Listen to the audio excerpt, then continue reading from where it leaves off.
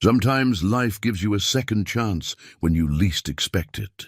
For Callan, a 48-year-old single father barely holding things together, that moment came on an ordinary Tuesday afternoon. He was at Sterling's cafe, waiting for his coffee, when he spotted his ex-wife walking through the door. Panic set in. Without thinking, he turned and hugged the nearest person, a complete stranger. She didn't push him away. She simply smiled and played along. What Callan didn't know was that this woman had a secret.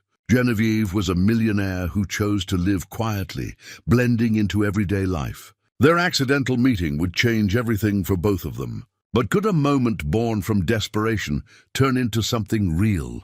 Before we continue, tell us where you're tuning in from. And if this story touches you, make sure you're subscribed, because tomorrow I've saved something extra special for you. The alarm clock buzzed at 5:30, the same as it did every weekday morning. Callan reached over and silenced it with practiced efficiency, careful not to let it ring long enough to wake Rosie in the next room. His daughter needed her sleep. 4th grade was harder than he remembered from his own childhood, and she stayed up too late most nights working on her projects. He swung his legs out of bed, feet finding the worn carpet, and padded quietly to the bathroom. The face in the mirror looked older than 48 some mornings. Lines had deepened around his eyes over the past 2 years, since Diane left. Not that he blamed her entirely. Their marriage had been unraveling long before she accepted that promotion in Seattle. He just wished she'd wanted to take Rosie with her, or at least visit more than twice a year. The apartment was small but clean. Callan took pride in that. 2 bedrooms, 1 bathroom, a kitchen that opened into a living room barely large enough for a couch and television. The walls were covered with Rosie's artwork, crayon drawings from when she was 6, watercolors from 3rd grade, and now more sophisticated sketches of buildings and bridges. His daughter wanted to be an architect. Callan made sure to encourage that dream, even when he worried about the cost of college, still 8 years away. By 6:15, he had coffee brewing and was pulling eggs from the refrigerator. Rosie emerged at 6:30, hair tangled from sleep, wearing her favorite pajamas with rockets on them. She'd had those pajamas for 2 years now, and they were getting too small, riding up her ankles. He needed to buy her new ones, but it would have to wait until next paycheck. "Morning, Dad," she mumbled, climbing onto one of the 2 mismatched chairs at their small kitchen table. "Morning, sweetheart." "Scrambled or fried?" "Scrambled, please." They ate together in comfortable silence, the way people do when they've shared countless mornings and know each other's rhythms. Rosie had his dark hair and serious eyes, but her smile, when it appeared, was pure sunshine. She smiled less since Diane left. That was something else that kept Callan awake some nights. After Rosie left for school, Callan returned to the apartment and changed into his work clothes. Dark blue pants, a matching shirt with his name embroidered over the pocket. He was the maintenance supervisor at Riverside Community Center, a job he'd held for 6 years. The pay was modest but steady, and the benefits covered their basic health insurance. The community center was a 10-minute drive. He clocked in at 8:05, waved to the front desk staff, and checked his work orders for the day. Broken toilet in the women's locker room, flickering lights in the gymnasium, a complaint about the heating system in the children's playroom. The usual. "Morning, Callan." Beverly appeared beside him, holding her own clipboard. She was 53, had worked at the center for a decade, and had become something of a friend over the years. "Morning, Bev. You look exhausted. Rosie had a nightmare last night." Took a while to get her back to sleep. Beverly's expression softened. "That girl's been through a lot." "You both have." The day passed in its familiar rhythm. Fix things, check things, make sure the building kept running. Callan was good at his work, patient, thorough, always willing to stay late if something needed immediate attention. During his lunch break, he sat in his car and ate the sandwich he'd packed, then used his phone to do preliminary work for his evening job. Freelance bookkeeping for small businesses. It was tedious work but flexible, something he could do after Rosie went to bed. His phone buzzed with a text from Mr. Demir, their elderly neighbor. "Rosie, home safe. We're having tea. Come by when you're done." Callan smiled. Mr. Demir was a blessing. The old man had emigrated from Turkey 40 years ago, raised 3 children, buried a wife, and now lived alone in the apartment next door. He'd appointed himself Rosie's honorary grandfather, watching her for the hour between when school ended and when Callan got home. He refused payment, said it gave him purpose. At 4:30, Callan pulled into the parking lot of their apartment complex. He knocked on Mr. Demere's door. The old man answered with his usual warm smile, white mustache twitching with amusement. "Ah, Callan, come in, come in. Your daughter is beating me at chess again." Rosie sat at Mr. Demere's small dining table, studying a chessboard with intense concentration. She'd learned the game from the old man 6 months ago and had taken to it with surprising aptitude. "Checkmate," Rosie announced quietly after a few moments. Mr. Demere studied the board, then laughed. "I am outmatched. Perhaps tomorrow you'll give your old friend a chance to redeem himself." "Tomorrow," Rosie agreed, grinning. Back in their own apartment, Callan helped Rosie with her homework while starting dinner. Spaghetti with jarred sauce, simple, filling, affordable. They ate together at their small table, and Rosie told him about her day. After dinner, they cleaned up together. Rosie washed, Callan dried. The dishwasher had broken 8 months ago, and replacing it wasn't in the budget. Hand washing was fine. It gave them time to talk. "Dad," Rosie's voice was careful, "do you ever think about dating anyone?" The question caught him off guard. He fumbled the plate he was drying. "What makes you ask that? Some kids at school were talking about their parents dating." "I just don't want you to be lonely." His throat tightened. "I'm not lonely, Rosie. I have everything I need right here." After she finished her homework and took her bath, Callan tucked her into bed, reading from an architect book she'd brought home from the library. When her breathing deepened into sleep, he kissed her forehead and retreated to the living room. His laptop waited on the coffee table. 3 businesses needed their monthly books reconciled. Callan made himself fresh coffee and settled in for the long evening ahead. Numbers had always made sense to him, clean, logical, predictable. By 11, his eyes were burning and his back ached. He stood at the window for a moment, looking out over the parking lot. Tomorrow was Tuesday, his one small luxury. For the past year, Callan had claimed Tuesday afternoons for himself. He clocked out at 3 instead of 5, picked up Rosie from school, dropped her with Mr. Demere, and spent 40 precious minutes at Sterling's cafe. Just him, a cup of good coffee, and the newspaper.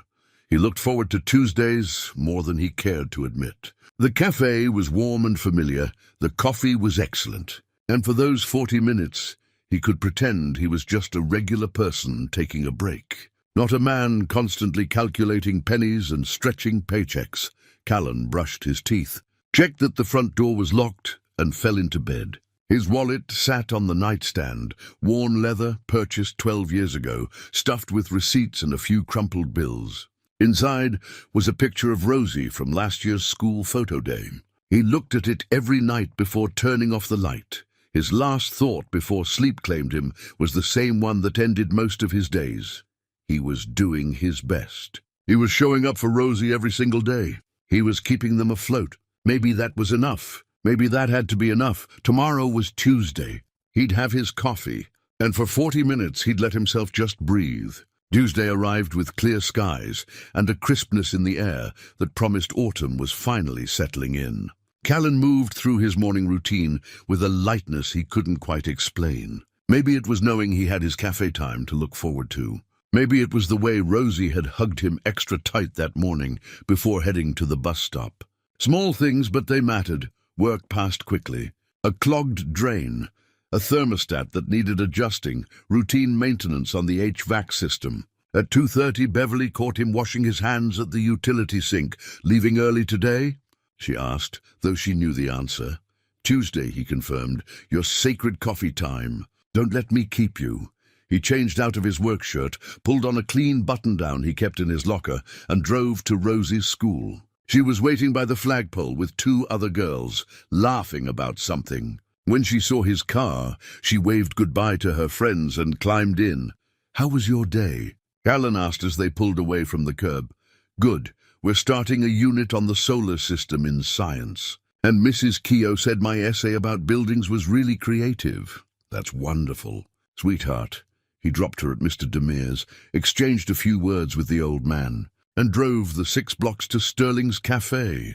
The parking was always tricky this time of day, but he found a spot half a block away. Walking toward the cafe, he felt that familiar sense of anticipation. 40 minutes of peace. 40 minutes that belonged to him alone. The bell above the door chimed as he entered. The cafe was moderately busy.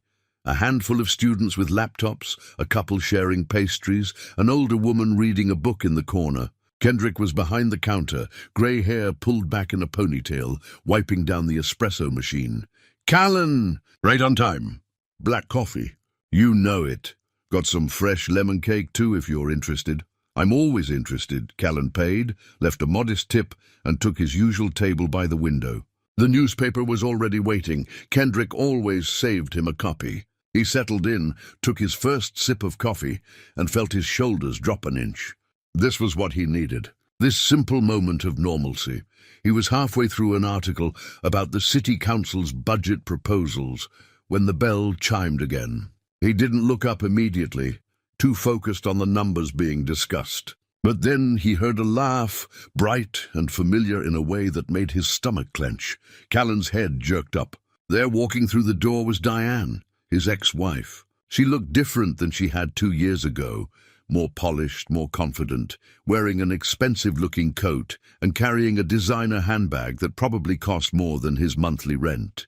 Beside her walked a man in his early 50s, well-dressed, easy smile, hand resting casually on the small of her back. Panic flooded through Callan like ice water. Diane hadn't seen him yet. She was laughing at something the man had said. They were walking toward the counter, completely oblivious to his presence. His heart hammered. He couldn't be here. Couldn't sit here and watch her order coffee with someone new. Couldn't endure the inevitable awkward conversation if she noticed him. Questions about Rosie, forced pleasantries. That look in her eyes that said she'd made the right choice leaving. Without thinking, Callan stood. His chair scraped loudly against the floor. A few people glanced his way. Diane was still focused on the menu board, hadn't heard. He needed to leave, but she was between him and the door. He'd have to walk right past her. His eyes darted around desperately. There had to be another exit. A back door. Anything, but Sterling's was small, intimate. Just the front entrance. Then he saw her. A woman standing near the counter, waiting for her order. She had her back to him, dark hair pulled into a simple ponytail, grey sweater, jeans. Nothing remarkable except that she was close, and she was his only option. Callan moved before his rational mind could stop him. 3 quick steps across the cafe floor. The woman must have sensed his approach, because she started to turn. But by then, he was already there. He wrapped his arms around her from behind, in what he desperately hoped looked like an embrace between 2 people who knew each other. She stiffened. Of course she did. He was a complete stranger. "I'm so sorry," Callan whispered urgently near her ear. "Please just go with this for a moment. My ex-wife, I can't, please." For a heartbeat, nothing happened. The woman was frozen in his arms, and Callan was certain she was about to scream, or shove him away, or call for help. He'd just assaulted a stranger in a coffee shop because he couldn't handle an awkward encounter. What was wrong with him? But then something unexpected occurred. The woman's rigid posture softened. She turned her head slightly, enough that he could see her profile, elegant features, intelligent eyes, a small smile playing at the corner of her mouth. "Hello, darling," she said, her voice carrying just enough volume for nearby people to hear. She placed her hand over his, where they rested against her stomach, and the gesture was so natural, so convincing, that Callan almost believed they actually knew each other. He glanced toward the counter. Diane was ordering now, pointing at something in the pastry case. Her companion was pulling out his wallet. Neither of them had looked their direction. "Thank you," Callan breathed. The woman gently extracted herself from his embrace and turned to face him fully. She was striking, not in a conventional magazine way, but in a way that made you want to keep looking. Mid-40s, he guessed. Slight smile lines around her eyes. Something in her gaze that suggested she'd lived enough life to find humor in unexpected situations. "Ex-wife?" she asked quietly, her tone more amused than judgmental. Callan nodded, embarrassed heat creeping up his neck. I didn't expect. You weren't expecting to see her? The woman glanced past him toward the counter. The one in the expensive coat? That's her. And you panicked, spectacularly. The woman's smile deepened. We've all been there. Would you like to sit down? I think you need a moment. Callan stared at her, confused. You're not angry. I just grabbed you. You apologized first.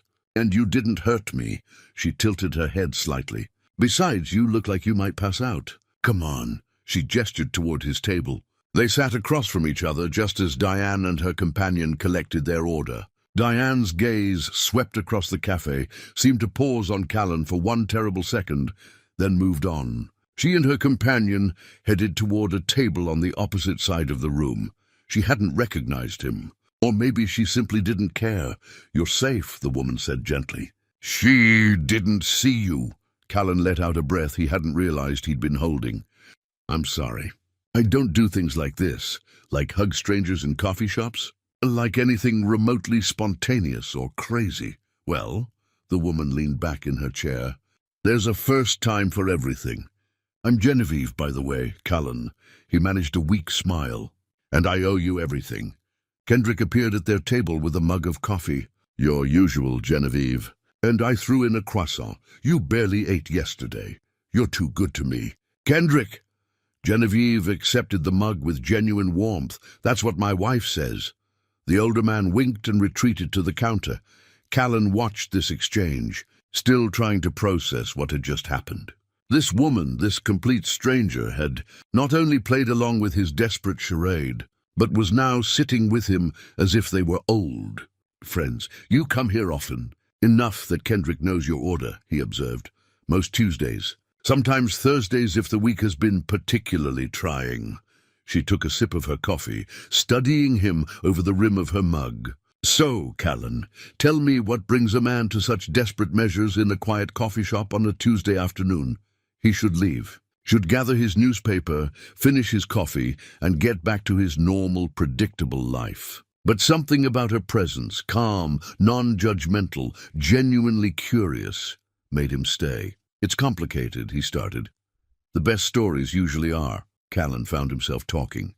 About the divorce 2 years ago, about Diane's ambition and his own limitations, about how he'd thought they'd built something together, only to realize she'd been building an exit strategy.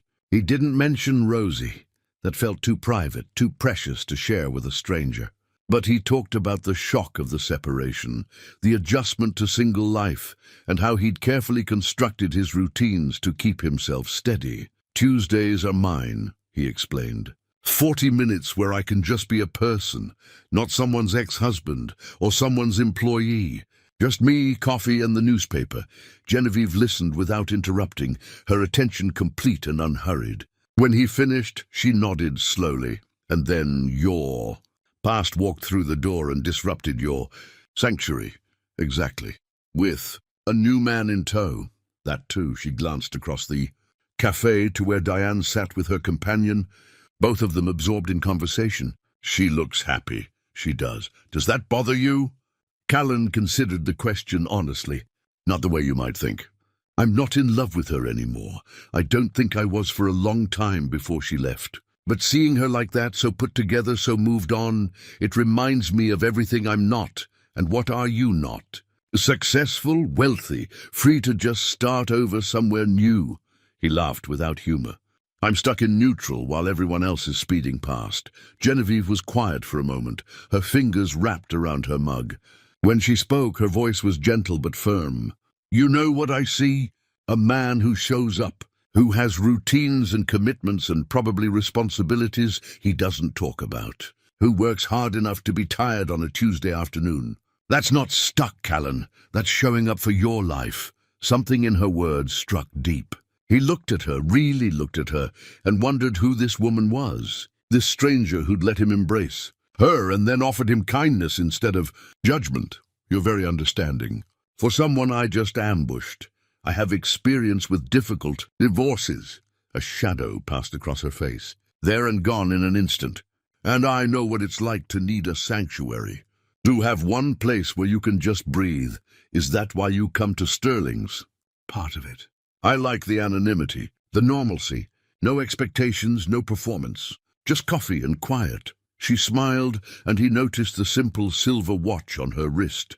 Elegant but understated, like everything else about her. Until strange men start hugging me anyway. Despite everything, Callan laughed. It surprised him, genuine laughter here now, with his ex-wife 20 feet away, and his life still a complicated mess. But something about Genevieve's presence made it possible. They talked for another 20 minutes, the conversation flowing easily from coffee preferences to favorite books to the weather. It was surface level but comfortable, like talking to an old friend you'd lost touch with and were slowly rediscovering. Across the cafe, Diane and her companion finished their drinks and left without ever looking in Callan's direction. "She's gone," Genevieve said quietly. "You survived." Callan checked his phone. He'd been at the cafe for 35 minutes. He needed to pick up Rosie from Mr. Demire's soon. The real world was calling him back. "I should go," he said reluctantly. "But thank you. For everything. For being kind when you had every right not to be. We're all just trying to get through the day." Genevieve stood when he did, graceful and unhurried. "Perhaps we'll run into each other again." "I hope so," Callan said, and meant it. Walking to his car, he felt lighter than he had in months. The encounter had been mortifying, yes, completely out of character. But something about it, about her, had shifted something in him. He'd been seen, if only for a few minutes, as a complete person, not as someone's father or ex-husband or employee. Just Callan. The silence in the car felt different as he drove to Mr. Demire's apartment. Not heavy or uncomfortable, just contemplative. He kept replaying the conversation in his mind.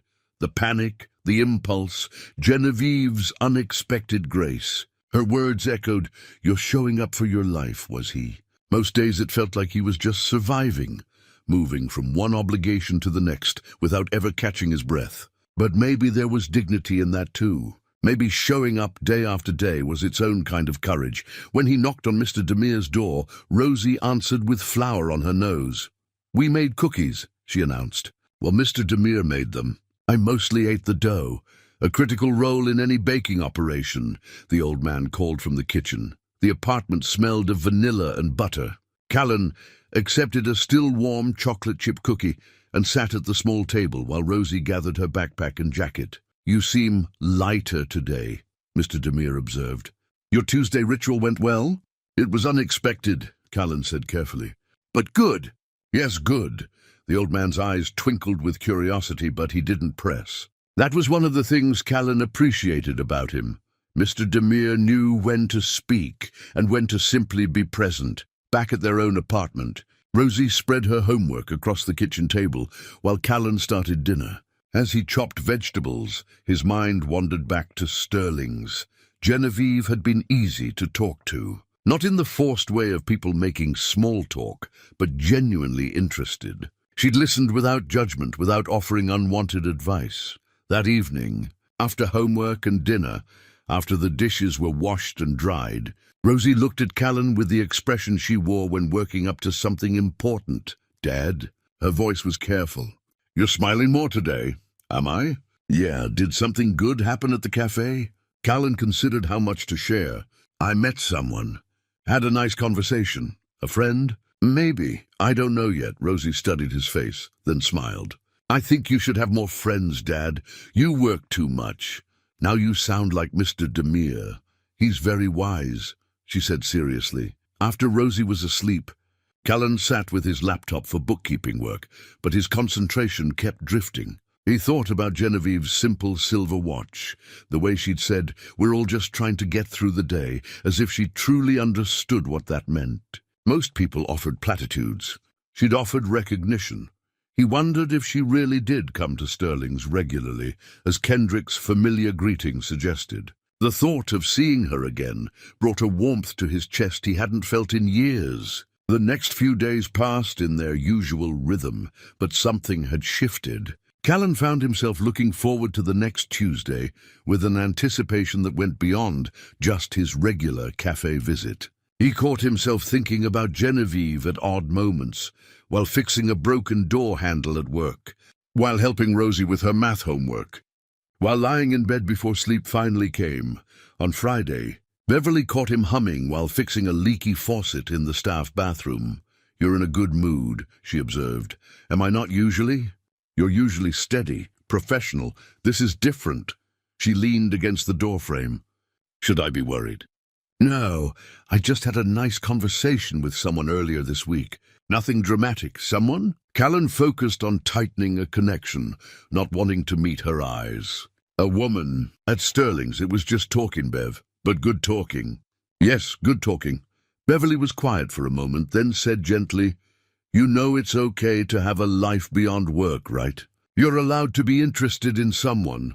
I'm not. It's not like that. I don't even know if I'll see her again. But you want to," he did. That was the surprising part. After 2 years of carefully constructed solitude, after convincing himself he was fine alone, he wanted to see Genevieve again. Wanted to hear what she thought about books or architecture or the way autumn light fell through cafe windows. "Maybe," he admitted. Beverly smiled. "Good. You deserve that, Callan." The weekend arrived. Saturday brought grocery shopping with Rosie, laundry, cleaning the apartment, and a long walk to the park. Sunday meant meal prep for the week, helping Rosie with a project about the solar system, and afternoon chess with Mr. Demir while Rosie drew sketches of imaginary buildings. Monday dragged. Every hour felt longer than usual, waited with anticipation for Tuesday. Callan told himself he was being ridiculous. Genevieve might not even be there, and if she was, she might not remember him with the same warmth. Their encounter had been pleasant but brief. Perhaps she'd simply been kind to a stranger in distress and thought nothing more of it. Tuesday morning arrived, and Rosie noticed immediately that Callan wore his better jeans and the shirt without a stain on the collar. "You look nice." "Dad, just felt like making an effort for the cafe."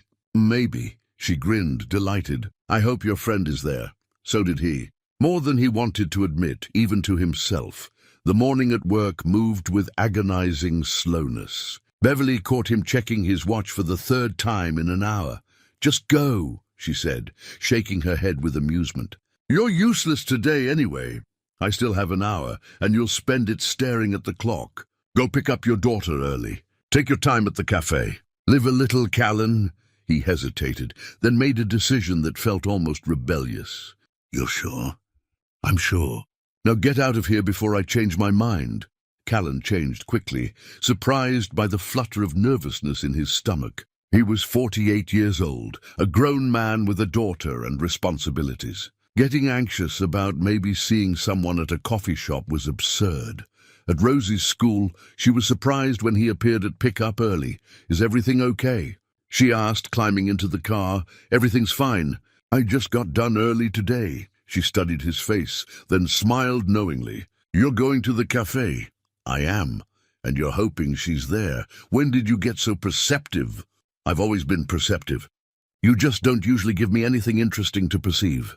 At Mr. Demir's, Rosie whispered something to the old man that made him look at Callan with raised eyebrows and a broad smile. Great. Now he had 2 people invested in his coffee shop visit. "Go," Mr. Demir said. "Take your time." The drive to Sterling's felt longer than usual. Callan found a parking spot and sat in his car for a moment, gathering himself. This was silly. He was just going for coffee, like he did every week. If Genevieve was there, fine. If not, also fine, except it didn't feel fine. It felt charged with possibility. The bell chimed as he entered. Kendrick was behind the counter and his face lit up. "Callan!" Back again. "The usual?" "Please, take your table." "I'll bring it over." Callan moved toward his usual spot by the window, and that's when he saw her. Genevieve sat at a different table today, closer to the back, reading a book with a plain cover. She wore a cream-colored sweater and jeans, her hair down around her shoulders. She looked up as if sensing his gaze, and her face transformed with a smile. "Callan." She said it like greeting an old friend. "I was hoping you'd be here." His heart did something complicated in his chest. "You were?" "I come here most Tuesdays. Thought there was a chance our schedules might align again." She gestured to the empty chair across from her. "Would you like to join me?" Kendrick appeared with Callan's coffee before he could answer. Oh, good, you found each other. Navy, you want your usual refill? Please, Kendrick. The old man winked and retreated, leaving Callan standing there with his coffee, feeling suddenly awkward. Genevieve was still looking at him with that warm, open expression, waiting. I'd like to join you, Callan said finally. If you're sure I'm not interrupting, you're not. I was just reading to pass the time. She closed her book and set it aside. Besides, I've been curious all week about whether you'd actually come back after last Tuesday's excitement. Callan sat down, wrapping his hands around his mug. I almost didn't. Felt embarrassed about the whole thing. Please don't be. It was actually the most interesting thing that's happened to me in months. Her eyes sparkled with humor. Though I'll admit I've been checking the entrance every few minutes, wondering if you'd appear and grab the nearest person again. I think I've learned my lesson about panic-hugging strangers. Shame. I was considering making it a regular greeting method. Very efficient. They both laughed, and just like that, the awkwardness dissolved. Kendrick brought Genevieve's coffee, and they settled into conversation, as naturally as if they'd been meeting here for years, instead of twice. Genevieve asked about his week, and Callan found himself sharing more than he intended. Not everything, he was still cautious, but enough. The challenges at work, small moments that made him smile, his thoughts about autumn being his favorite season. He mentioned his daughter briefly, carefully, just enough to acknowledge she existed without revealing too much. How old? Genevieve asked gently. 10, 4th grade. That's a wonderful age. Old enough to have real conversations. Young enough to still think you're amazing, Callan smiled. Most days. She's perceptive, though. Notices when I'm stressed or distracted. Sounds like she takes good care of you. She does, better than I probably deserve. In return, Genevieve shared about her week, though Callan noticed she was guarded too. She mentioned working from home, enjoying the flexibility. She talked about a book she'd finished, a documentary she'd watched, her observation that the cafe had the best afternoon light of anywhere in the city. You're good at that, Callan observed. At what? Sharing without really sharing. Talking about your week without revealing much about your life. Genevieve's smile turned slightly rueful. Guilty, old habit, I suppose. Privacy feels precious sometimes. I understand that. He did. After the divorce, after becoming a single father, Callan had learned to guard his private life carefully. But I can tell you this, Genevieve continued, leaning forward slightly. These Tuesday conversations, brief as they are, they're something I look forward to.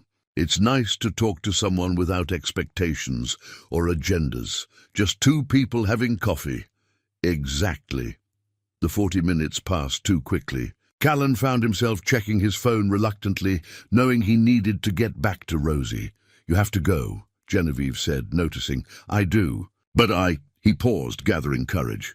Same time next week? Her smile was genuine, reaching her eyes. I'll be here. You can count on it. Walking back to his car, Callan felt something he hadn't experienced in years, anticipation for the future. Not just getting through the next day or week, but actually looking forward to something, to someone. It was terrifying and wonderful in equal measure. Tuesday meetings at Sterling's became a pattern over the next month. Callan and Genevieve's connection deepened through conversation. Childhood memories, life philosophies, regrets and hopes. Each week revealed another layer, another piece of who they were beneath the surface. Genevieve shared about her son, Sebastian, who was 28 and worked in sustainable energy overseas. She spoke of him with pride but also wistfulness. They weren't as close as she'd like. Geography and her own past choices creating distance between them. I was focused on building something, she said one afternoon, stirring her coffee slowly. My career, my reputation, my independence. By the time I looked up, he was grown and living his own life. We talk, but there's a formality to it. Like we're friendly colleagues rather than mother and son. Callan related deeply. I worry about that with Rosie, that one day she'll grow up and drift away and I'll have missed something important. You won't, Genevieve said with certainty. Your dedication is evident in the way you talk about her. She'll always know she was loved. The reassurance meant more than Callan could articulate.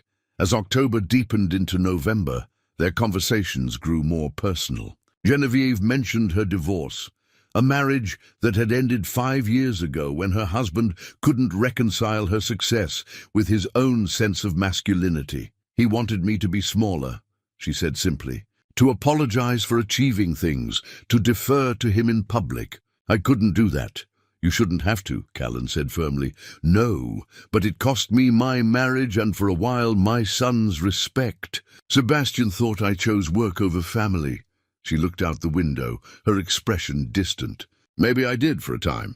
I'm still figuring out how to balance it all. One Tuesday in mid-November, Genevieve asked a question that had clearly been building for weeks. Would you like to meet outside the cafe sometime? Maybe for a walk or dinner? Callan's heart jumped. This was different, a deliberate step beyond their Tuesday ritual into something more intentional. It thrilled and terrified him in equal measure. I'd like that, he said. Though I have to work around Rosie's schedule. Of course. What if Genevieve hesitated, then continued? What if I met her? If you're comfortable with that, we could do something together. The three of us. The suggestion caught Callan off guard. He'd been careful about keeping Genevieve separate from his life with Rosie, protecting both of them from complications. But the offer felt genuine, not performative. Let me think about it, he said carefully. That evening, he brought it up with Rosie during their dishwashing routine. Remember the woman I've been meeting at the cafe? Genevieve? Your friend, Rosie said, handing him a plate to dry. You talk about her sometimes. She asked if she could meet you. Maybe we could all do something together on Saturday. Rosie's eyes widened with interest. Really? What would we do? I don't know yet. Maybe the park or the museum. The park, Rosie said immediately. I want to see what she's like. And if you don't like her, Rosie considered this seriously, then we'll be polite, and you can still be friends with her on Tuesdays.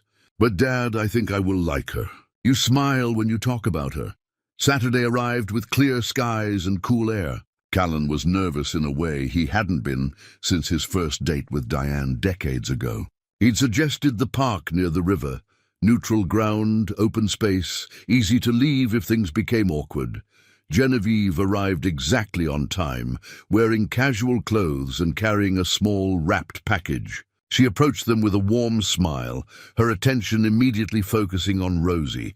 You must be Rosie. Your dad talks about you all the time. He talks about you too, Rosie said, her natural shyness giving way to curiosity. Genevieve held out the package. I hope this is okay.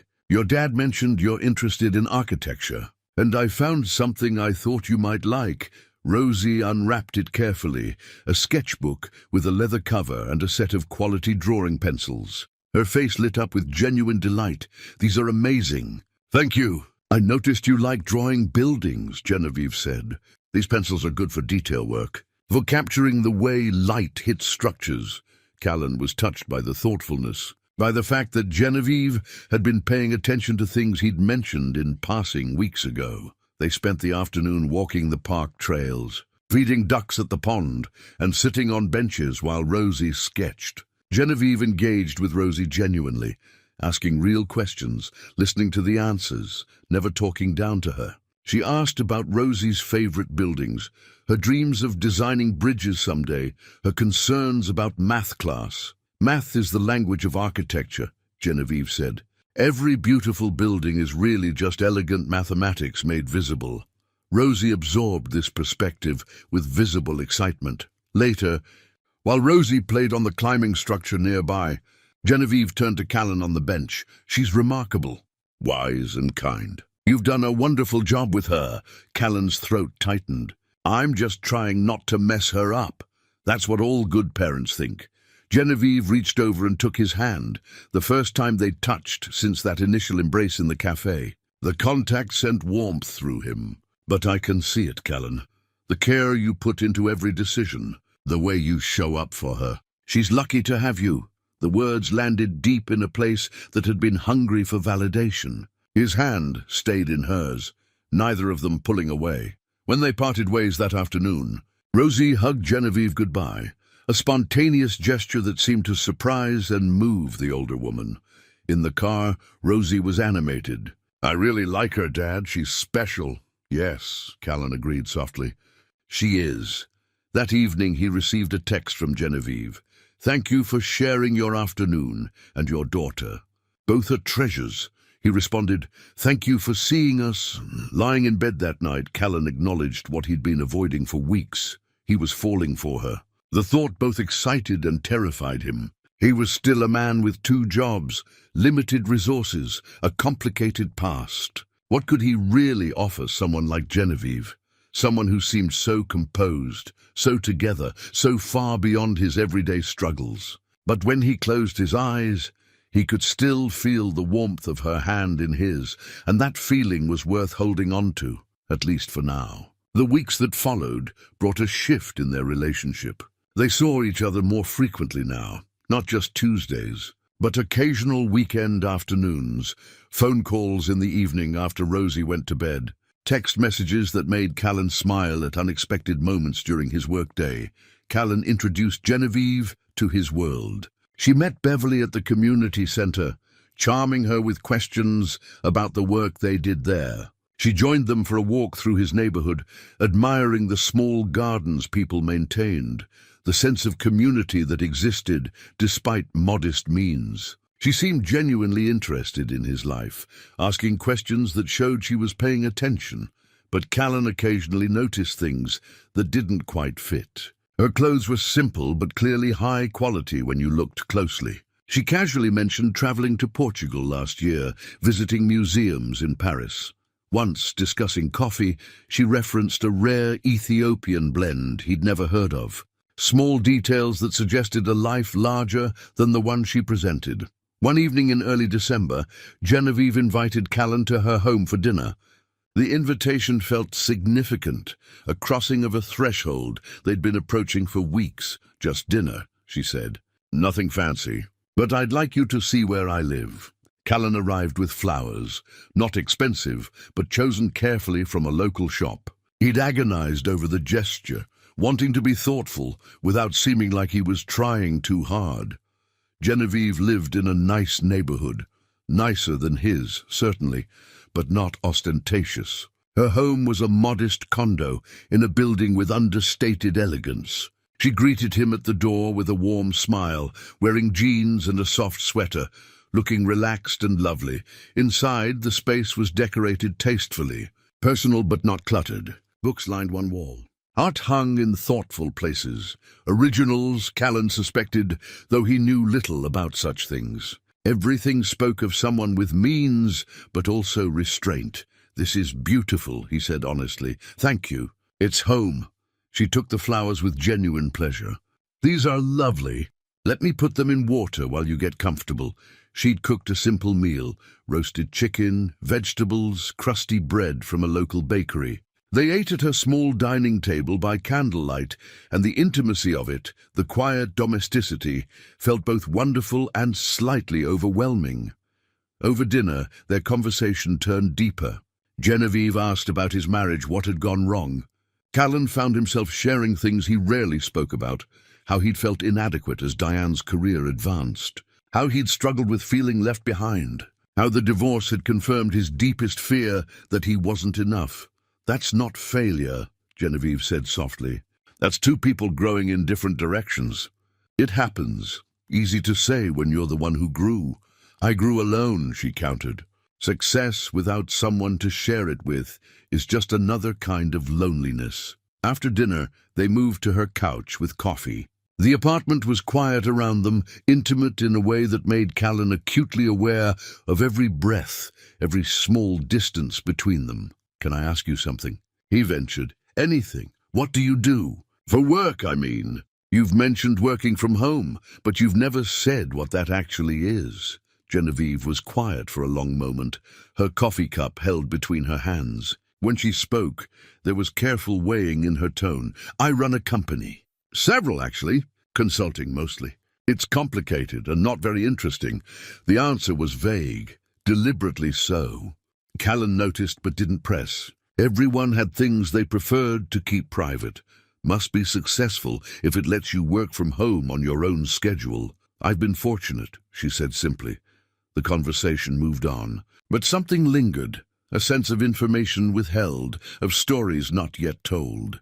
Callan wondered what she was protecting, why she kept that part of her life so carefully guarded. Later, as the evening wound down, they found themselves sitting closer on the couch. Genevieve's hand rested near his on the cushion between them. The air felt charged with possibility. "I'm glad you came tonight," she said softly. "So am I. This is—" She paused, searching for words. "I haven't felt this comfortable with someone in a very long time." "Neither have I." The moment stretched. Genevieve leaned closer, and Callan met her halfway. Their kiss was gentle, tentative, deepening slowly. It felt like coming home and stepping into the unknown all at once. When they pulled apart, both were slightly breathless. Genevieve searched his eyes. "Is this okay?" Callan nodded. "More than okay."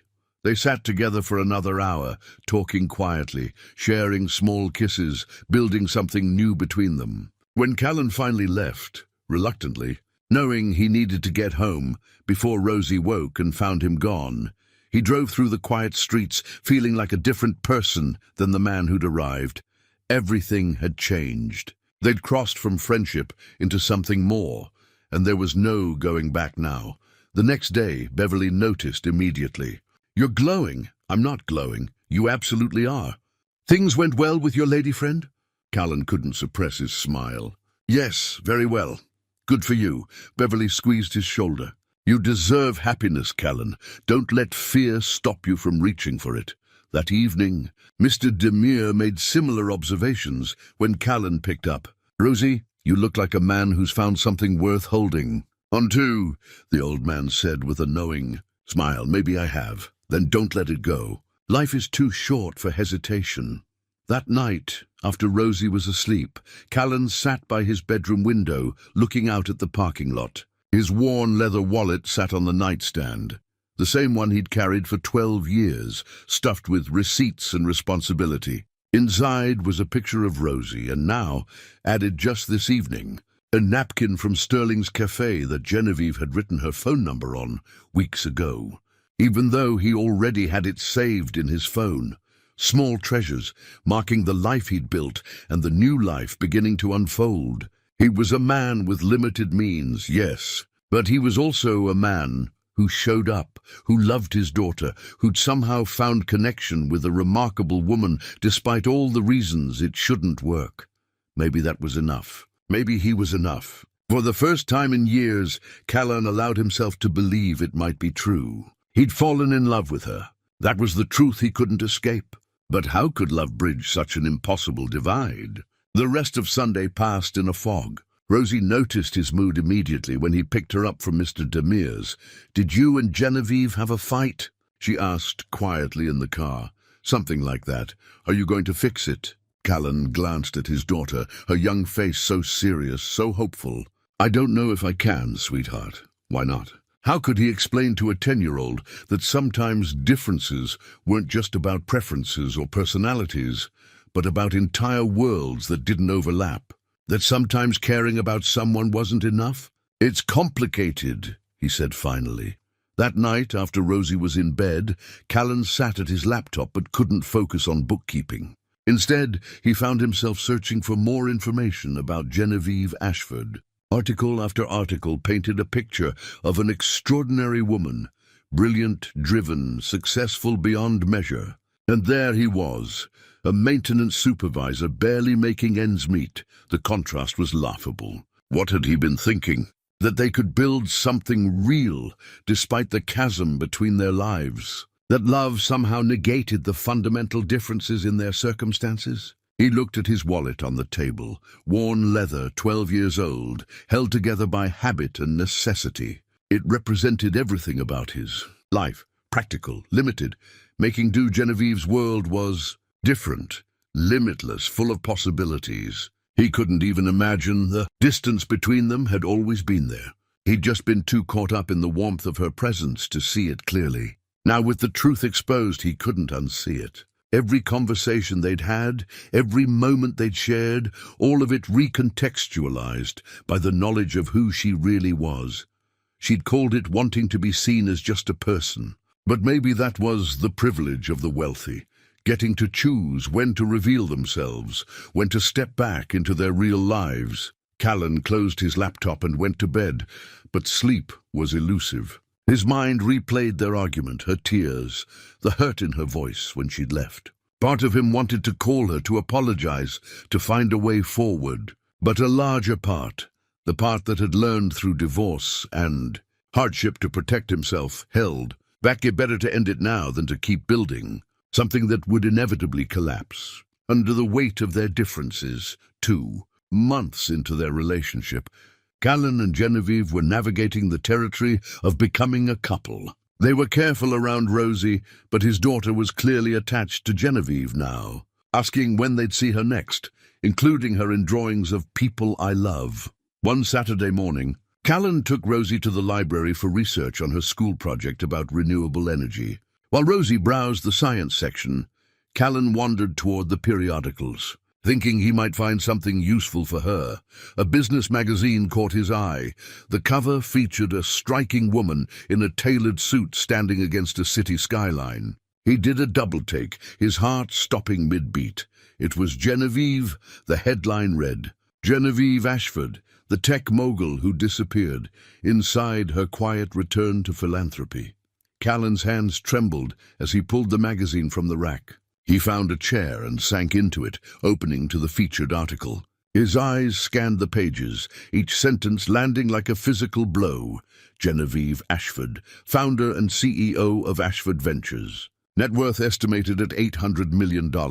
Built her fortune through early investments in technology companies, real estate holdings across 3 continents, and a venture capital firm that had launched dozens of successful startups. The article detailed her rise in the business world, her reputation as both brilliant and ruthless in negotiations, her high-profile divorce from tech executive Richard Ashford 5 years ago. There were photos, Genevieve at charity galas in designer gowns, Genevieve speaking at business conferences, Genevieve shaking hands with politicians and CEOs. She looked different in these pictures, polished, powerful, untouchable. The article explained how she'd stepped back from public life 2 years ago, delegating daily operations to focus on philanthropic work. Those who know Ashford say she's seeking a more authentic existence after decades of living in the spotlight, one quote read. Callan felt dizzy. The woman he'd been seeing, who wore simple sweaters and drank coffee at a neighborhood cafe, who'd played along with his desperate embrace, who'd sat on park benches watching his daughter draw, was one of the wealthiest women in the country. "Dad?" Rosie appeared beside him with an armful of books, then noticed his expression. "What's wrong?" Callan quickly closed the magazine, forced a smile that felt like it might crack his face. "Nothing, sweetheart. Just surprised by something I read." "You ready to check out?" At home, after Rosie settled into reading one of her library books, Callan locked himself in the bathroom and looked up Genevieve on his phone. The search results were extensive. Articles about her business deals, photos from charity events, a Wikipedia page detailing her career, videos of her speaking at conferences, articulate and commanding. This was who he'd been seeing, not just a woman with some money, but someone who existed in a completely different stratosphere. Someone who'd built an empire while he'd been fixing toilets and balancing small business accounts. The gap between them suddenly felt insurmountable. His phone buzzed. A text from Genevieve. "Thinking about you. Coffee Tuesday?" Callan stared at the message. She'd hidden this from him.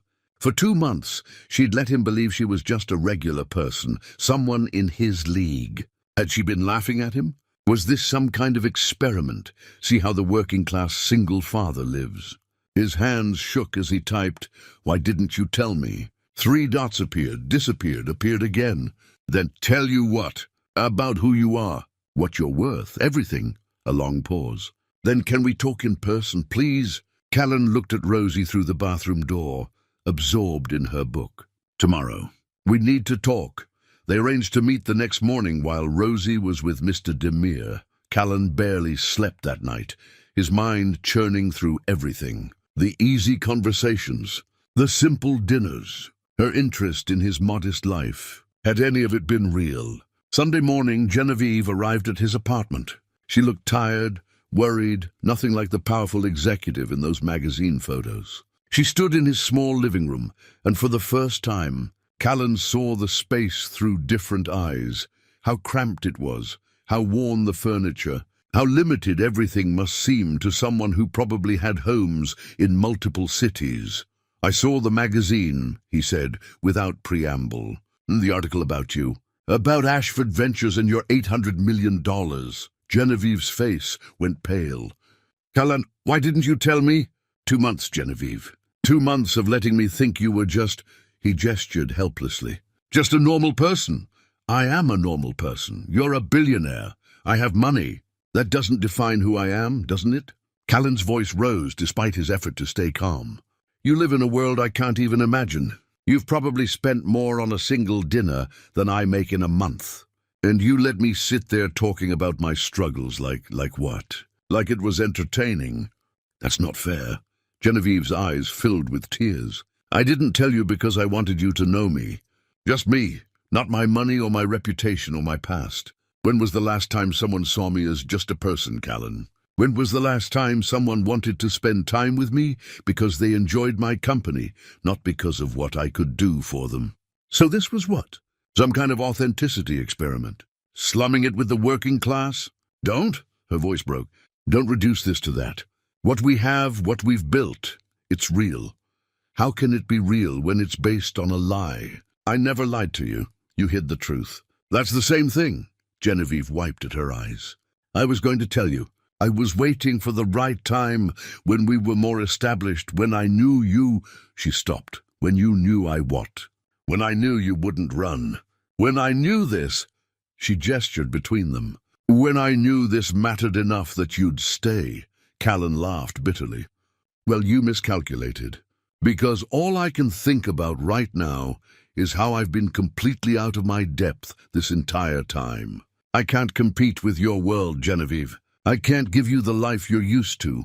I'm not asking you to." She stepped closer. "I left that life. I chose this quiet existence, this neighborhood, this cafe.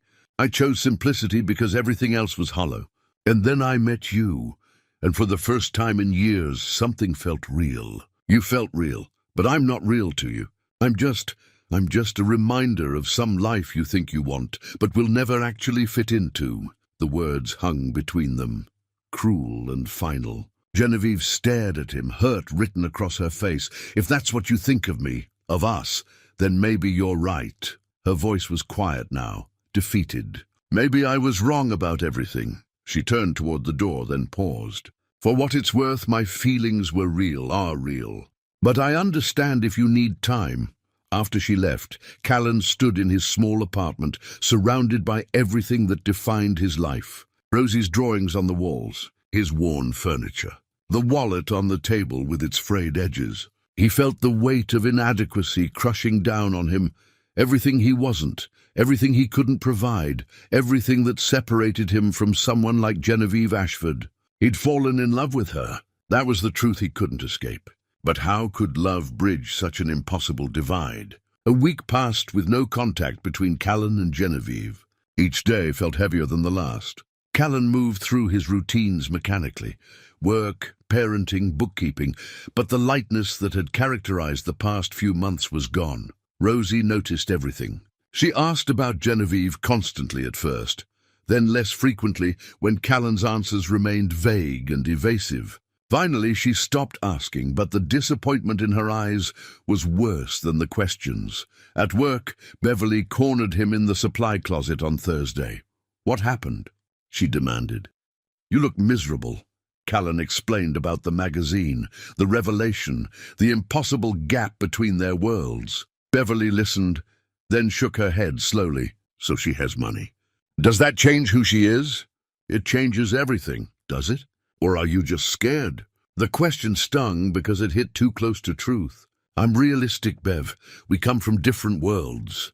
You came from the same cafe on the same Tuesday afternoons. That's where you met. That's what matters. That's not enough. Why not? Because you can't buy her expensive things? Because she's more successful than you?" Beverly's voice was sharp now, frustrated. "Callan, I've watched you these past months." "You were happy. Really happy, for the first time since I've known you. Are you really going to throw that away because of pride? It's not pride, it absolutely is pride. You're scared that you're not good enough for her, so you're pushing her away before she can figure it out herself. But what if she already knows exactly who you are and wants you anyway? The words haunted Callan for the rest of the day. That evening, Mr. Demir invited him for tea while Rosie did homework. The old man poured 2 cups, then fixed Callan with a knowing look. "You're carrying something heavy," he observed. Callan found himself explaining the situation again. Mr. Demir listened without interrupting, nodding occasionally, his weathered face thoughtful. When Callan finished, the old man was quiet for a long moment. Then he spoke. "Let me tell you a story. 50 years ago, I met a woman. She was from a wealthy family, educated, sophisticated, everything I was not. I was a laborer, barely spoke the language. I loved her, but I was terrified. How could someone like her want someone like me? What happened? I walked away. Told myself it was impossible, that I was saving us both from inevitable heartbreak." Mr. Demir's eyes grew distant. "She married someone else 6 months later. Someone from her world. I married too, eventually. Had a good life, a good wife. But I never forgot that first woman. Never stopped wondering what might have been if I'd had the courage to try. You're saying I should. I'm saying pride is a lonely companion, my friend. If she makes you happy, if she's good to your daughter, if she chose you despite having every option in the world, what else matters? I can't give her the life she's used to. Perhaps she doesn't want that life. Perhaps she wants yours." Mr. Demir leaned forward. "You think wealth makes someone happy? I've known many wealthy people in my years. Most of them would trade everything for what you have, a child who loves you, work that matters, the ability to be yourself. These are riches money cannot buy." That night, Callan couldn't sleep. Mr. Demir's words echoed alongside Beverly's, different voices, same message. He was letting fear make his decisions. Friday morning brought an unexpected visitor. Rosie came into the kitchen with an envelope. "I wrote something," she said quietly. "For Genevieve. But I wanted you to read it first." Callan opened the letter with trembling hands. Rosie's careful handwriting filled the page. "Dear Genevieve, I don't know if you and my dad are still friends. He won't talk about it, and he's sad all the time now. I wanted you to know that I really liked spending time with you. You were always nice to me, and you listened when I talked about buildings, and you gave me the best sketchbook I've ever had. My dad is a really good person. He works really hard, and he always makes sure I have what I need, even when it's hard. He reads to me every night, and he comes to all my school things, and he's teaching me that showing up for people is the most important thing. I think he's scared because you have a lot of money, and we don't have very much. But that doesn't matter to me, and I don't think it should matter to him either. You were always just Genevieve to us. I hope you come back. We miss you. I miss you. And I think my dad misses you most of all, even though he won't say it. Love, Rosie." Callan's vision blurred as he read. His 10-year-old daughter had seen through all his defenses, all his justifications, straight to the heart of the matter. He was scared. Scared of not being enough. Scared of eventual rejection. Scared of opening himself up to hurt again. But in protecting himself, he'd hurt Rosie, and he'd hurt Genevieve, a woman who'd done nothing wrong except try to find a genuine connection in a world that had probably used her for her wealth her entire life. "Can I send it?" Rosie asked quietly. Callan pulled her into a hug. "Not yet, because I need to talk to her first. To apologize. You're going to fix it." "I'm going to try." Rosie's face brightened with hope. "Good, because I really like her, Dad." "So do I, sweetheart. So do I." That afternoon, Callan called Genevieve. The phone rang 4 times before she answered, her voice cautious. "Callan, can we talk? Please, in person." A pause. "When?" "Now, if you're available." "I can come to you." "Sterling's," she said. "In an hour." Callan arranged for Mr. Demir to watch Rosie, changed into clean clothes, and drove to the cafe with his heart hammering. He arrived first, ordered 2 black coffees, and sat at the table where they'd first talked after his panicked embrace. Genevieve arrived exactly on time. She looked tired, her usual composure shadowed by something that might have been sadness. She sat across from him without speaking, waiting. "I'm sorry," Callan started. "I'm so sorry for how I reacted, for the things I said. You didn't deserve that. You were shocked. I understand." "No, I was scared." He forced himself to meet her eyes. "Scared that I'm not enough. That I can't compete with your world. That eventually you'd realize you'd made a mistake and—" His voice broke. "And I'd end up alone again. But this time it would hurt so much more because I'd know what I'd lost." Genevieve's expression softened. "Callan, let me finish, please." He took a breath. "Rosie wrote you a letter. She said something that made me realize I've been an idiot. She said you were always just Genevieve to us. And she's right. When I'm with you, I don't think about money or status or any of that. I just think about how you make me feel. How you see me, really see me, in a way no one else has. I do see you," Genevieve said softly. "That's why I didn't want to tell you about the money.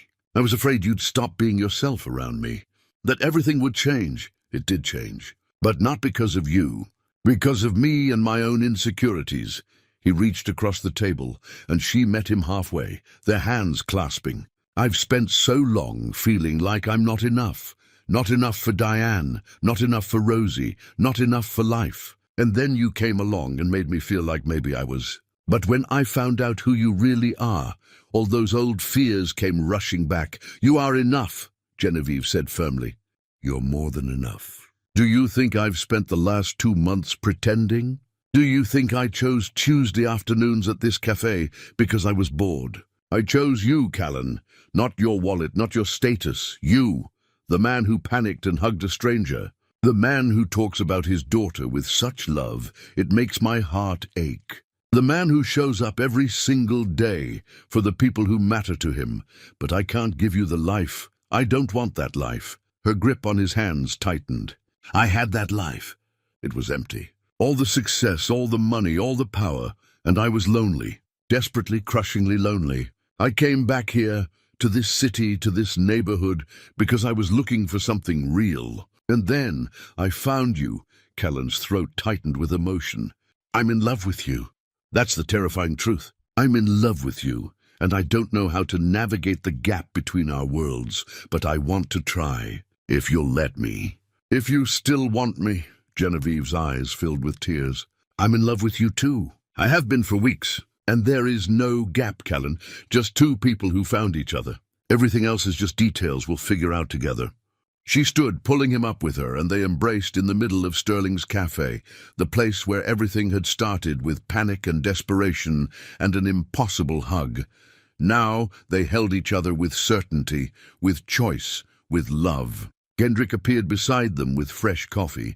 "About time," he said gruffly. "You two have been moping around here long enough. Glad you worked it out."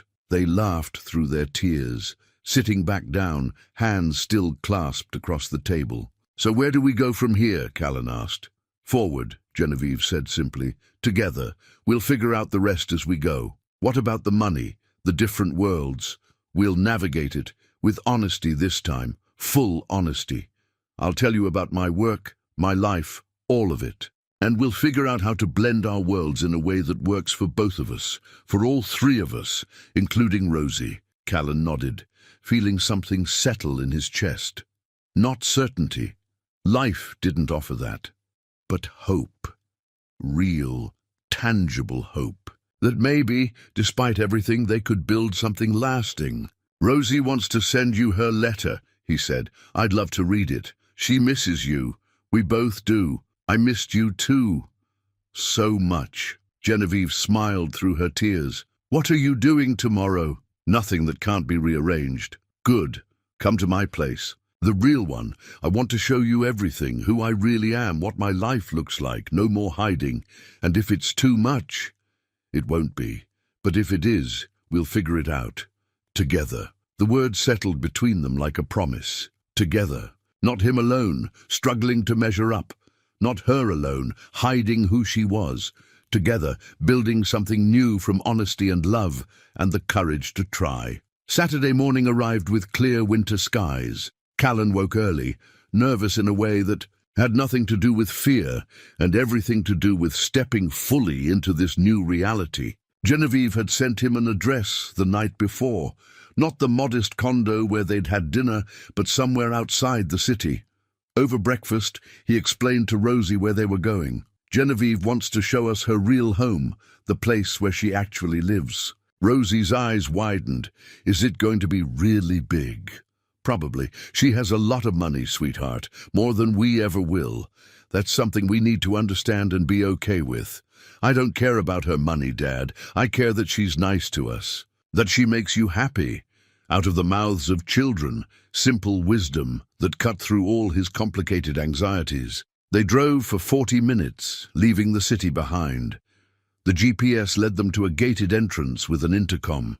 Callan pressed the button, and Genevieve's voice came through immediately. You came.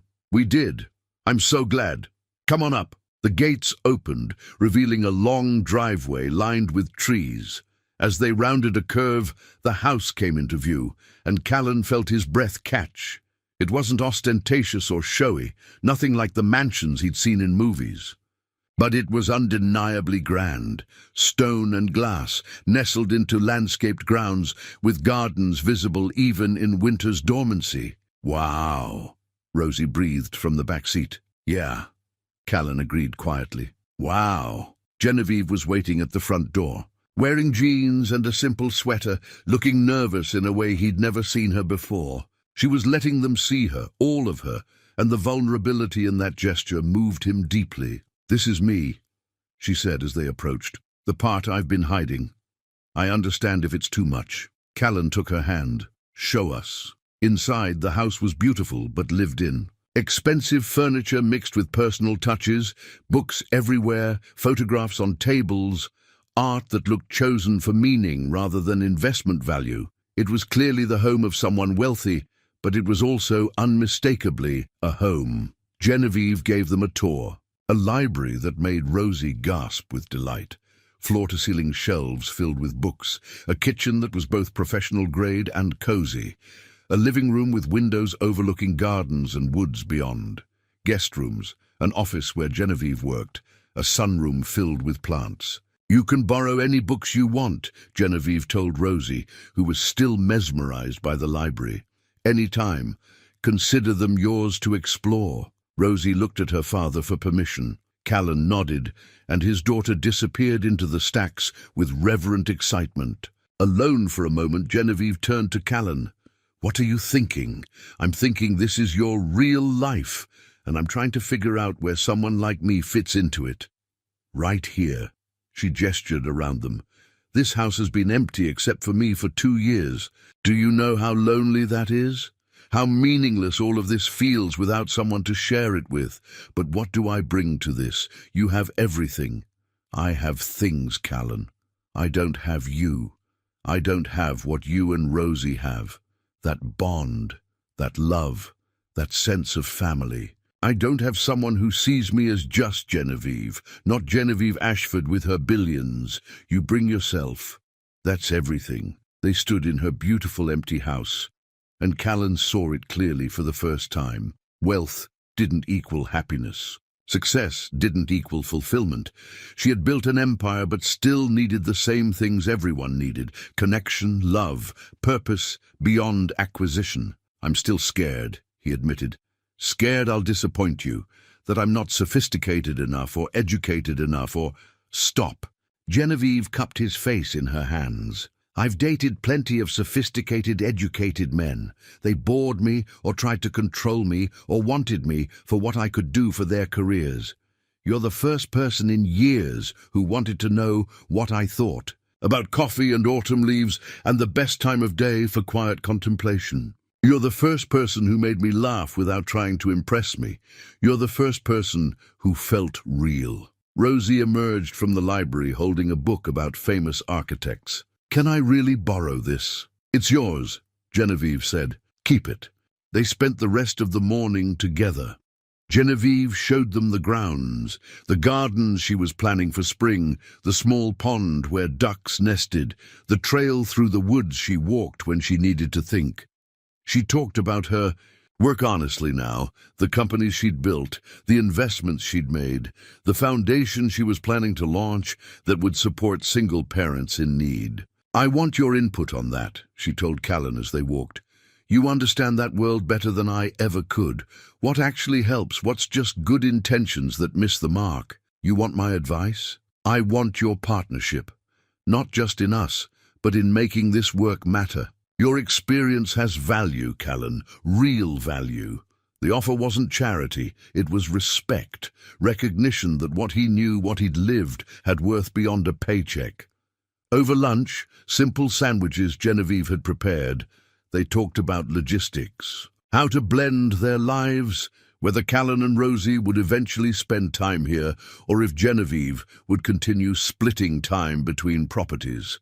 How to help Rosie understand the wealth without letting it change her, or create unrealistic expectations. I don't want to uproot your lives, Genevieve said. I want to join them, not replace them. What does that look like practically? However we want it to look.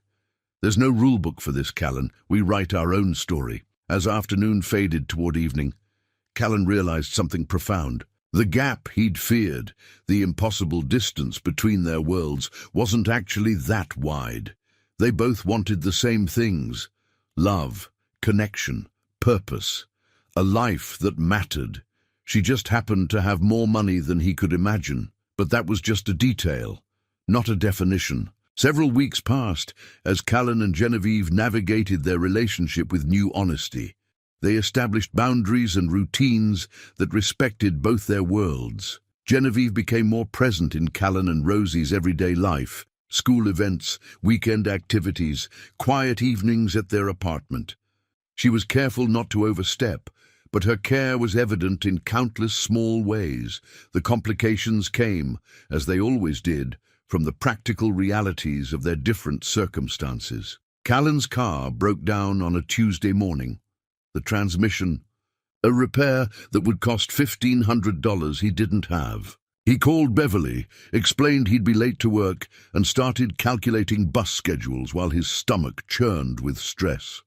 Genevieve called during his lunch break. "How are you?" "Fine," he said automatically, then caught himself. Honesty. They'd promised honesty. Actually, not fine. "My car died. The repair is expensive, and I'm trying to figure out how to manage without it until I can save enough. Let me help," she said immediately. "Genevieve, please. This is exactly the kind of thing partners help each other with.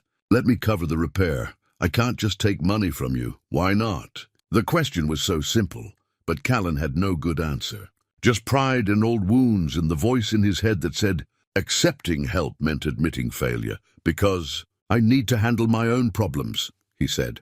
"Finally, that's not how relationships work."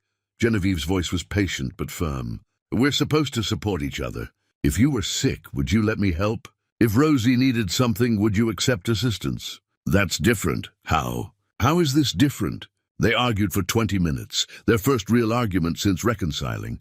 Callan felt his defenses rising, all his old patterns of self-reliance kicking in. He'd handled everything alone for 2 years. He didn't know how to do it any other way. "This isn't about the car," Genevieve said finally. "This is about you not believing you deserve help.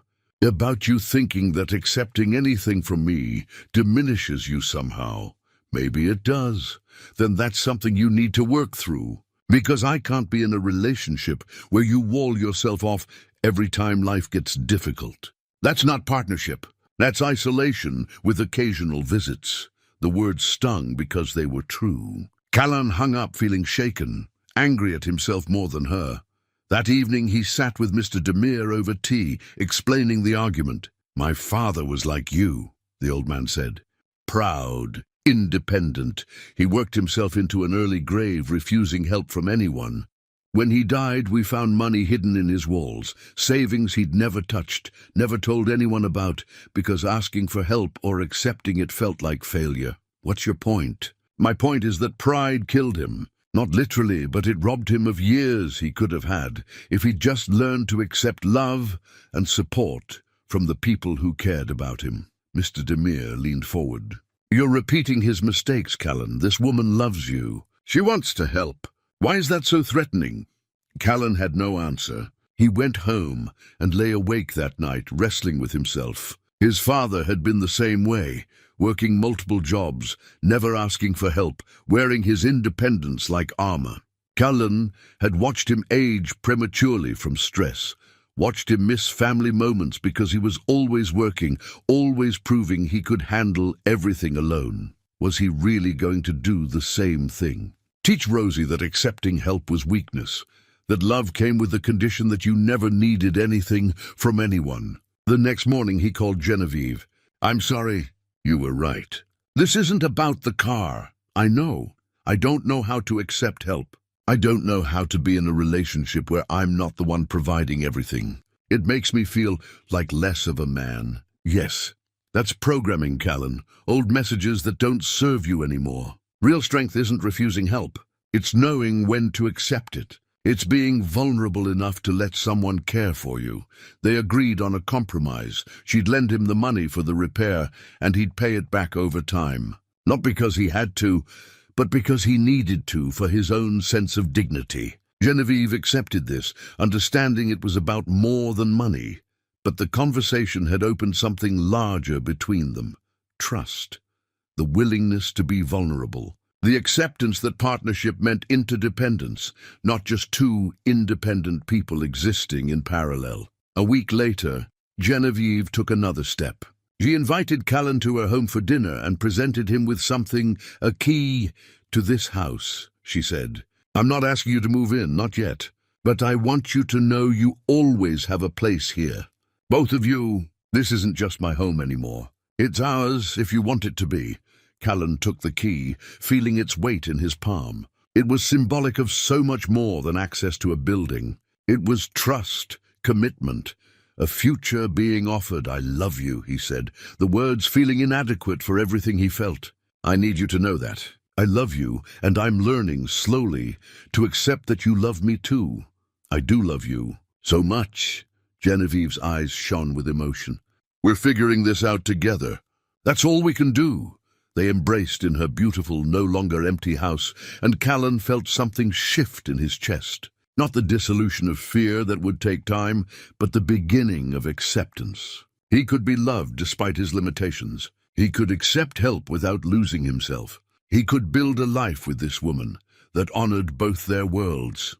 Rosie appeared in the doorway, having been exploring the library. She saw them holding each other and smiled. "Are you guys okay now?" "Yeah, sweetheart," Callan said, reaching out to include her in their embrace. "We're okay. Good," Rosie said, squeezing between them. "Because I really like it here, and I was hoping we could come back." "Anytime you want," Genevieve promised, kissing the top of her head. "This is your place too now." The three of them stood together, an unconventional family formed not by blood or circumstance, but by choice, by the courage to try despite fear, by love that refused to be limited by bank accounts or social expectations. It wasn't perfect. They still had obstacles to navigate, compromises to make, moments when their different backgrounds would create friction. But they had something more important than perfection. They had commitment. They had honesty. They had each other. 6 months later, on a Tuesday morning in early spring, Callan woke in his own apartment with sunlight streaming through the window. Some things hadn't changed. He still lived in the same modest 2-bedroom, still worked his 2 jobs, still drove Rosie to school every morning. But everything felt different now, lighter, full of possibility. Genevieve's foundation had officially launched 2 months ago. Callan served on the advisory board, providing insight into what single parents actually needed. Not handouts, but strategic support that maintained dignity while offering real help. Childcare assistance, job training programs, emergency funds for car repairs and medical bills.